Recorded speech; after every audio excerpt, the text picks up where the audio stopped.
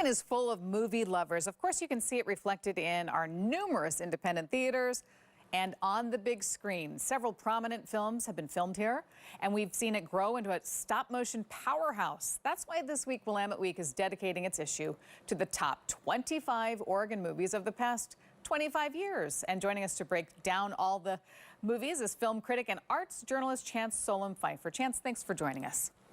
Oh, thanks for having me. Okay, let's start with what kind of criteria did the films need to meet to be considered for your list? They needed to come out in the 21st century.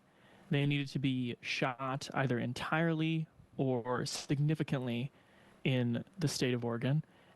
And then, that ever nebulous thing of they needed to be good. I looked at the list. There's so many movies I wasn't familiar with, so I have the whole list that I want to see. But quite a few there was a variety of genres to go with blockbusters and indie films. Tell us about a few of the films that made the cut. Yeah, I think the diversity of genre is one of the things that excited me the most. So you do have blockbusters like Twilight and Wild. You have some really honest-to-goodness, like no-budget, independently made Oregon movies like Why Dig When You Can Pluck and Barufa, which both came out in the last 5 years from Portland-based directors. And you've got independent horror on there, a super great deconstructionist slasher movie that was new to me called Behind the Mask, The Rise of Leslie Vernon, came out in 2006. And then a whole bunch of animated movies from Portland's, as you said, powerhouse studios, Laika and Shadow Machine. So I was happy those made the cut as well. Yeah, I can't wait to see some of these films. Number one on the list is First Cow. It's a 2019 film directed by Kelly Reichardt. Not her only film that's on the list. So what is it about her films that stands out so much to you? She has made 6 movies in the state of Oregon.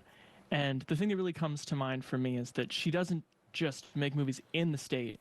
They are movies about the state, of the state. They often concern Oregon history or life on the streets of Portland in the case of Wendy and Lucy. So they just truly have like an organic alluvial quality. Like they literally couldn't be made anywhere else in the country, or they wouldn't be about what they're about. So it made sense for her to be highly represented on this list. I don't know if this is a fair question, but do you have a favorite movie on the list?